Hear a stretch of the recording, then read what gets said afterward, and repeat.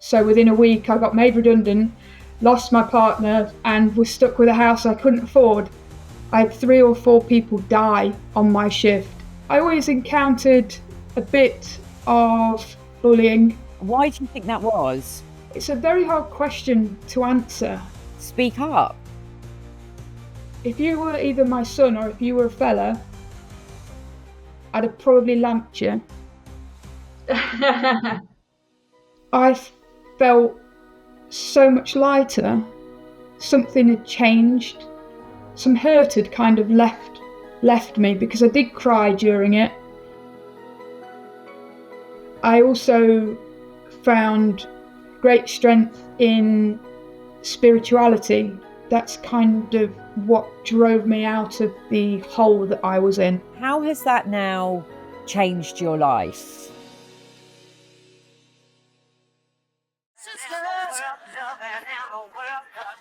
I was quite the tomboy from a very young age. I always encountered a bit of, let's call it bullying, just because I did want to play so many sports which entailed being with the lads a lot of the time. Played football from the age of 8 until I was 19 as well for Forest Ladies. It was a lot of navigating who I was becoming as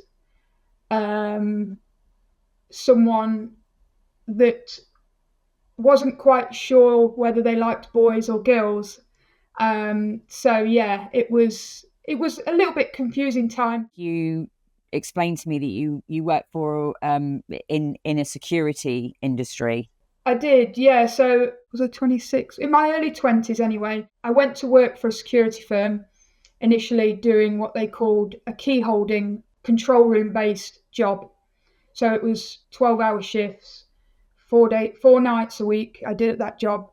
And then I got made redundant after 4 years. My relationship broke down as well. So within a week I got made redundant, lost my partner, my relationship, and was stuck with a house I couldn't afford. So being in my mid-20s, I was a bit stuck really. And at that time my dad was in property development and he'd just purchased a property that he wanted to renovate.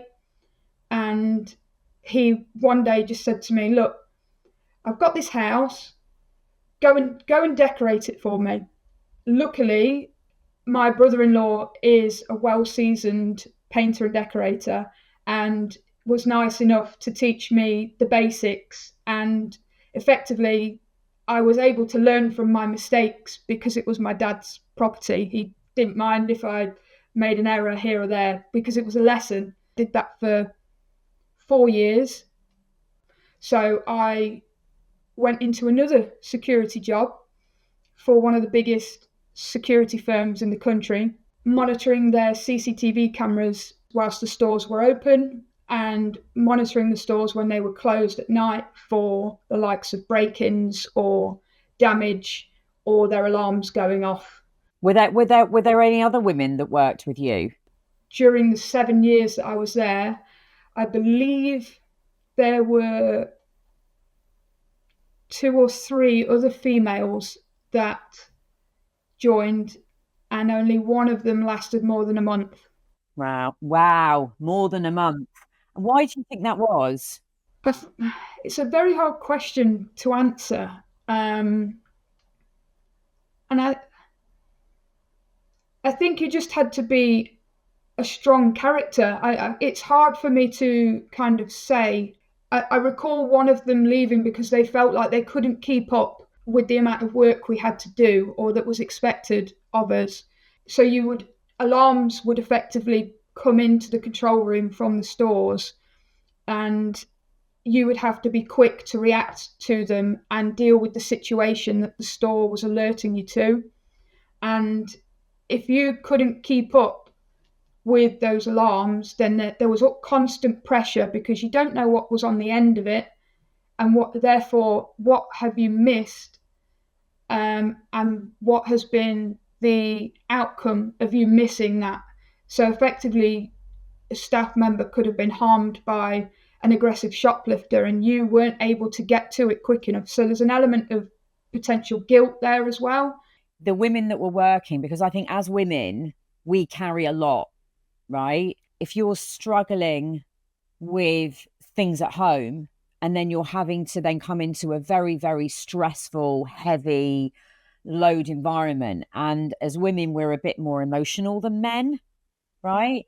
So what do you think it was that it's the emotional heaviness that we have to, or these women would have had to carry into those environments?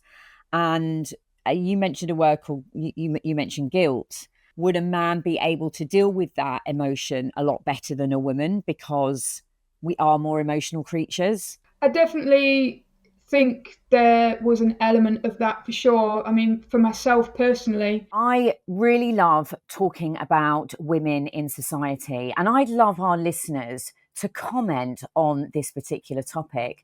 So why not join the debate and leave your comments? during the 7 years that I was there, I dealt with some horrendous situations.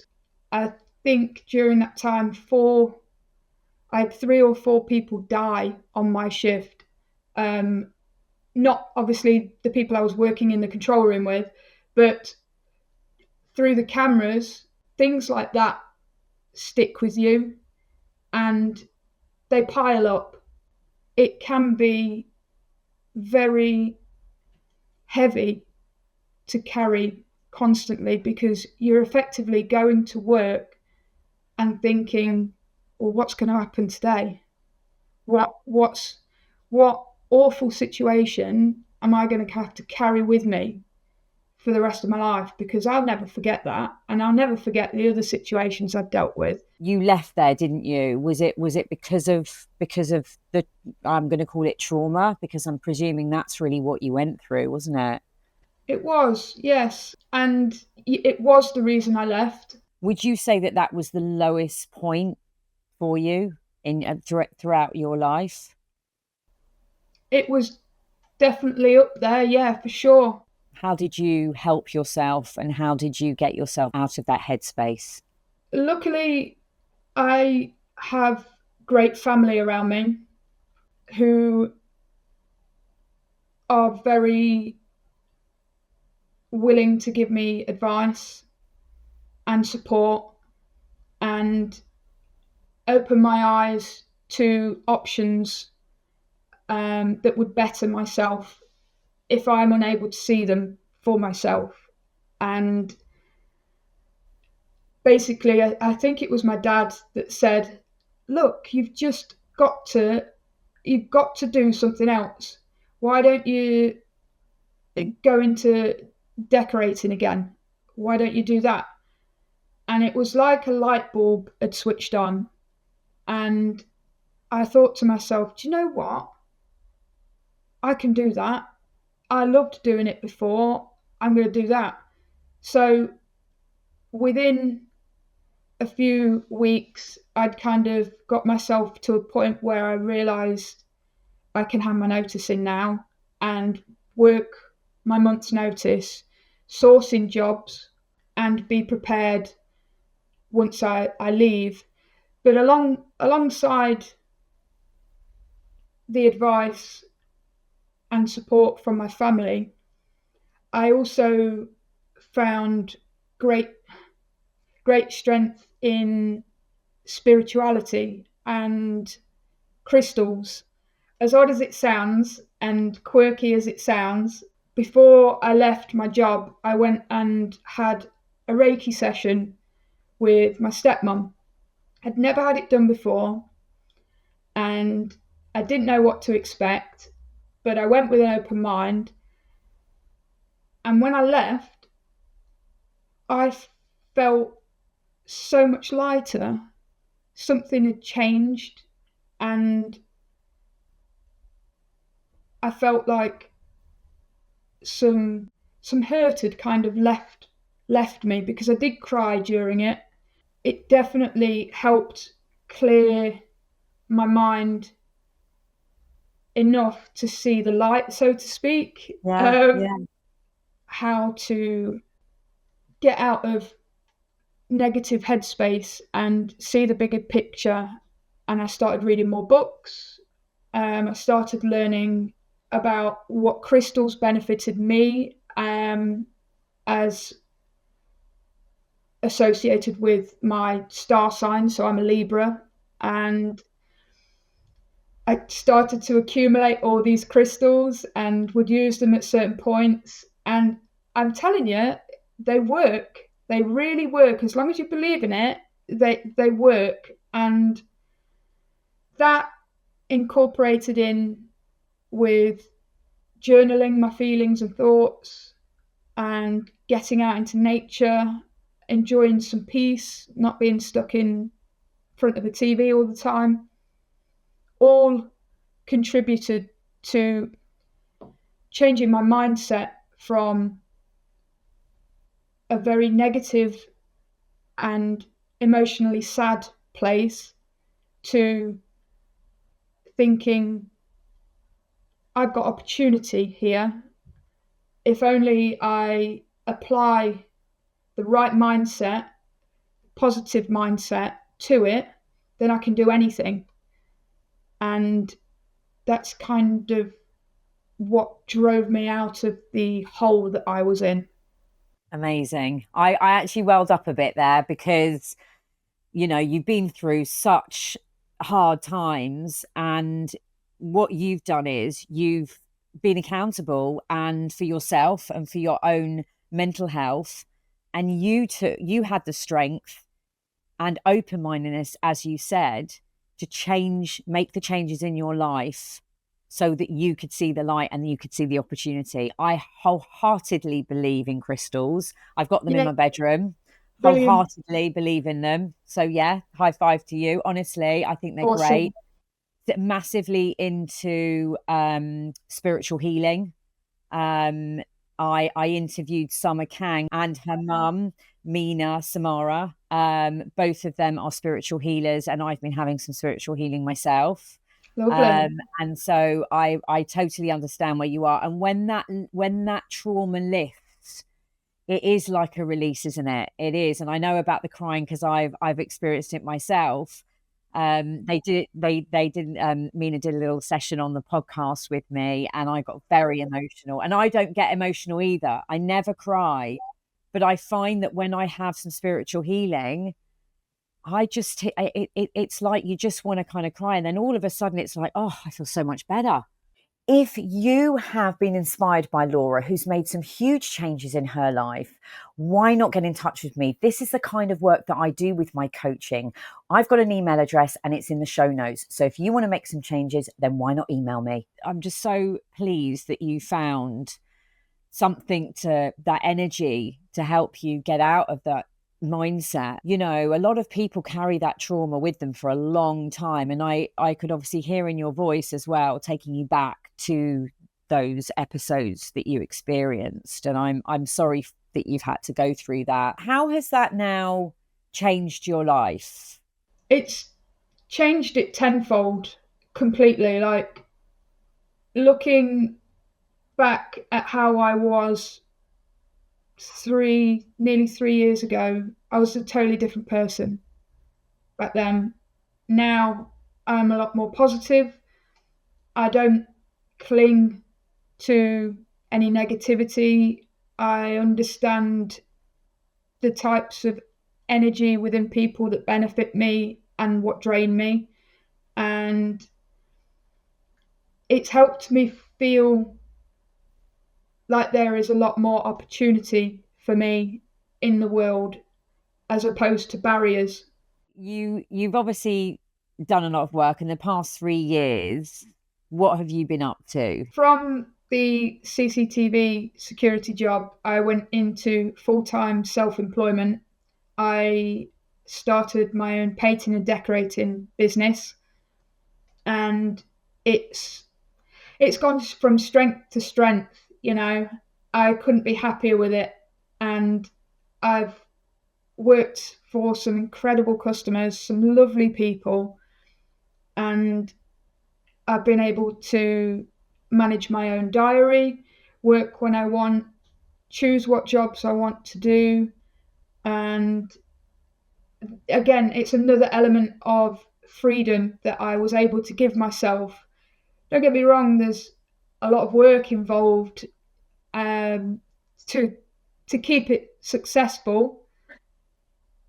But I wouldn't change it for the world. I would never, touch wood as long as I can, I would never work for somebody else again. And I've got a female plumber. She's Have brilliant. you? Oh, amazing. Yeah. She's great. And you know what? I feel really comfortable with her being in my house as well.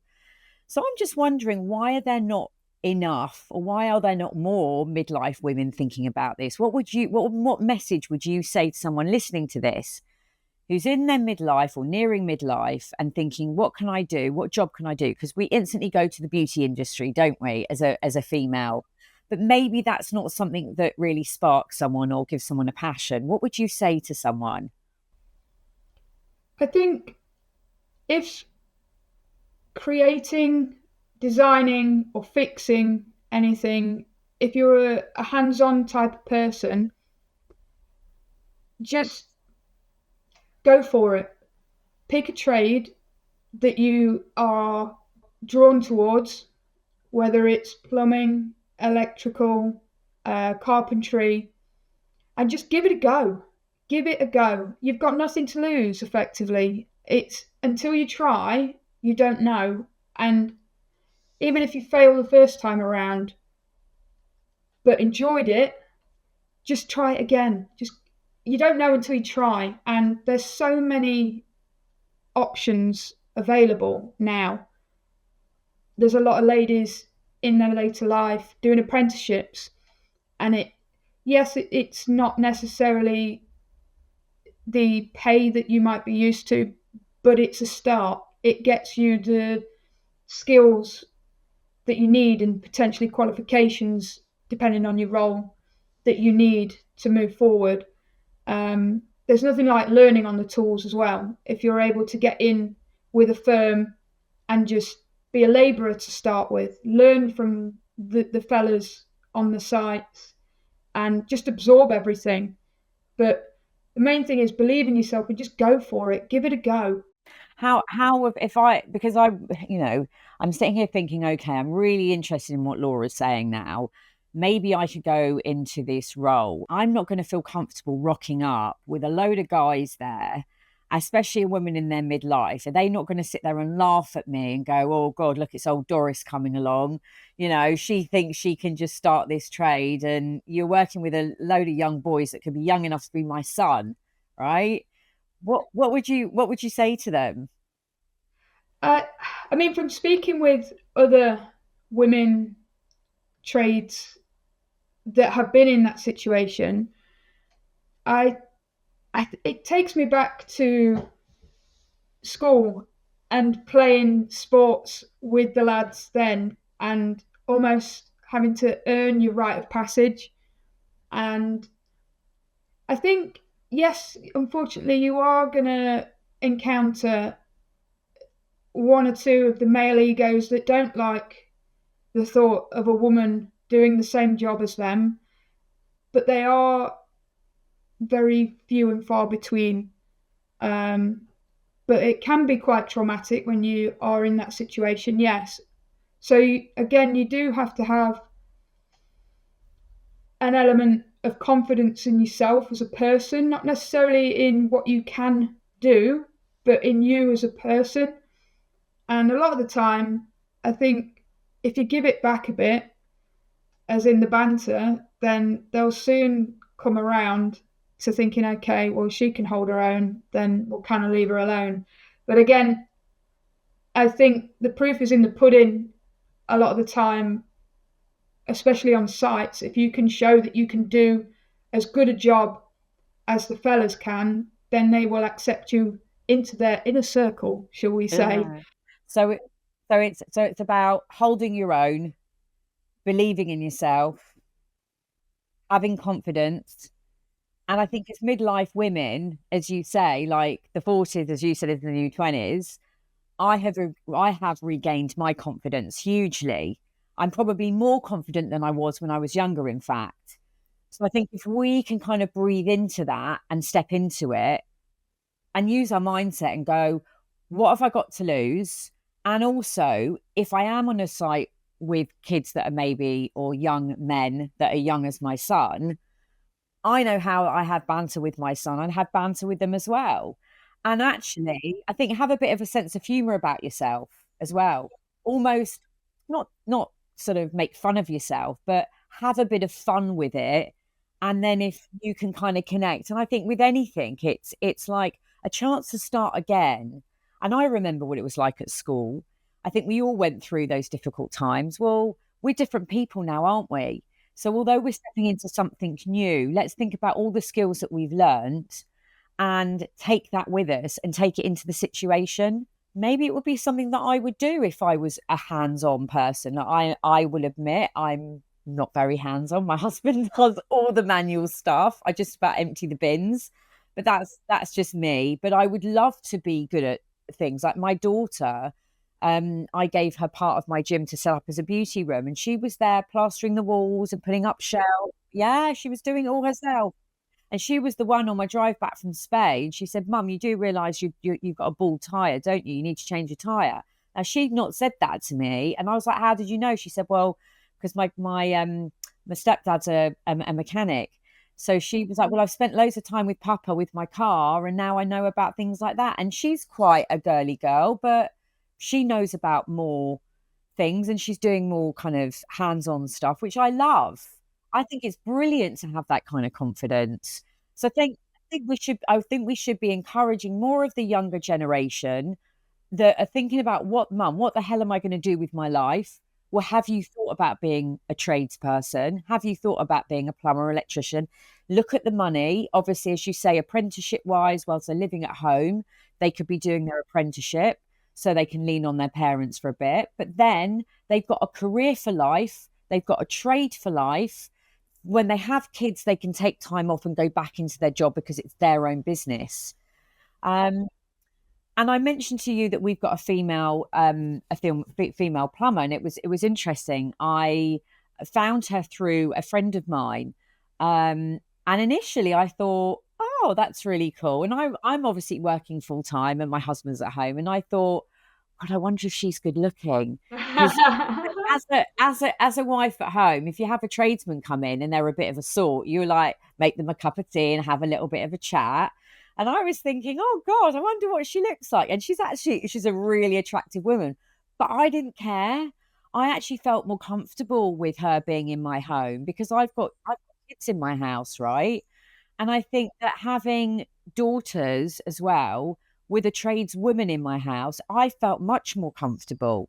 Like what are the situations that you've had? Have you sort of gone in and like open someone's answered the door to you and it's like the guy's standing there? What experiences have you had? Because I'm really interested. Yeah, I've had a couple, even from the moment of just them ringing me. I remember a phone call from a customer that I did end up doing the job for, and he basically rang me, "Can you come and do a quote, etc." I was like, "Yes, of course." And he then went on to tell me how he wanted the job done, thinking that I wouldn't know how to do it. After I'd done it, he was over the moon. Every new customer I get, there's always the, well, how long have you been doing this for? Question. Do you work on your own? That's another question. Because I feel like they're maybe expecting a man to come along and help me, but it is just me. I'm the only person in my business, and I do everything. It does put a woman at ease knowing another woman will be in their home, because there's just that kind of unspoken feeling or energy between women, isn't there? That Yeah. just feels, well, you can either feel comfortable or you can't, and you know straight away, don't you? Tell me, is there like one of the funniest moments that you can think of, a situation that's occurred? You know, because there's often if someone's in the shower and they suddenly walk out the shower or something like that. I did years and years ago when I first started decorating. I remember going to paint a whole stairs and landing for a lady, and she had a young son. And I remember this day, I was working on the top of the stairs, and her son was in the living room downstairs because I could hear him tootling away on his toys and stuff. And she was in the bathroom, and she came out in only her pants and bra and didn't realise that I was at the top of the stairs. And I was like, oh my God, I'm so sorry. And she just legged it across the landing and was so embarrassed, bless her. And I thought, oh my God, what do I do now when she comes out? Like, do I acknowledge what's just happened? Or, but no, that she was fine. It was yeah, it was all right. But you But see that, but that's interesting because if it had been a man, I think it would have been far worse. The I fact that think you were a so. woman, it didn't seem, it probably didn't matter as much. Yeah, I think she was. We did kind of laugh about it afterwards, but I think she was more embarrassed than I was. I think, but yeah, it's these things happen. I mean, the fact that she felt comfortable to go in the shower whilst I was there, never Yeah. mind where I was in her house, the fact that she felt comfortable to do that, would she have done that if I was a male in her house? Probably not. If you have dealt with a situation with a guy in a work environment, can you pinpoint a memory of that situation and what happened and how you felt? There was one, and I was working for a customer who had been put onto my radar via a builder that I know. And him and his crew had done literally a whole house renovation in this property. And I was asked to go and do the finishing touches. And I remember one day I'd gone and let myself in like I do or did. And I was upstairs painting away, and a couple of them, the builder and one of his, I think it was his carpenter, came in to just do some last minute tweaks here and there. And I'd pointed something out that needed fixing before I painted it. And I left it with them, but I was at the top of the stairs and I could hear him talking about it. And they were just, I remember him saying, I'll just leave it. She'll just paint over it. So I poked my head over the landing and I said, no, I won't just paint it. It needs fixing. And he said, all right, will you bloody fix it then? And I thought, okay, all right, it's going to be like that, is it? And later on, he came up to me and he said, if you were either my son or if you were a fella, I'd have probably lamped you for what you said to me and how you said it. And I was like, wow, okay, that's different. My blood was boiling, and I thought, this is, I don't normally have to deal with this from anybody.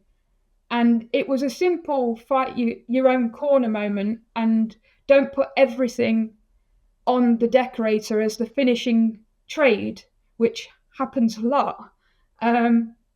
I thought in that moment, I thought, no, I'm going to stick up for myself here because otherwise my list of to dos is going to be as long as my arm. And yeah, that one was, yeah, got the blood pressure high.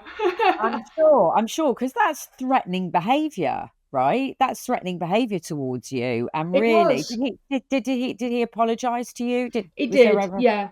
Yeah, but I think the good thing is you stood your ground. And I think as females, sometimes if there's a man there and if there's an altercation or a bit of a conflicting situation, we would sit back because we don't, and unless it's your part, unless it's my husband, if there's a guy there, I'd be like, oh, should I really say that? So I think that's something learn, for anybody listening to this, speak up. It's really important with anything that we do, be it even in an office environment. Speak up, stand up, say how you're feeling. You're not prepared to take the load just because this guy's come in and said, well, leave it to the other person. Well, actually, no, that other person's me, and I don't want to be left sitting there carrying the baby. Like, no, have it. I definitely think I'm going to get more tradeswomen in my house when I need stuff done. Yeah, no, I'm impressed, and I'm you know, this conversation for me has been so important, because I think it's a one of those tricky topics that I don't really know that I've ever heard it being covered in any other podcasts or even conversations that people are having. I've got a podcast called Life of a Female Tradie, and it is giving a voice to the other females in the trades, in the construction industry, whether you be a painter and decorator, a stonemason, or even a crane operator. Anyone in between, you're all welcome. I mean, you just said a crane operator. I mean, that's frigging cool, right? See, I would do that. I love driving. I would love to be driving a big tractor or some kind of massive crane. That would make me feel really powerful as a woman. I love how you got yourself out of a really deep, dark place and you found, you know, healing, mindfulness, which is everything that we're all talking about at the moment. And then you're doing a job and trade that you love. And I just think I think it's bloody brilliant, Laura.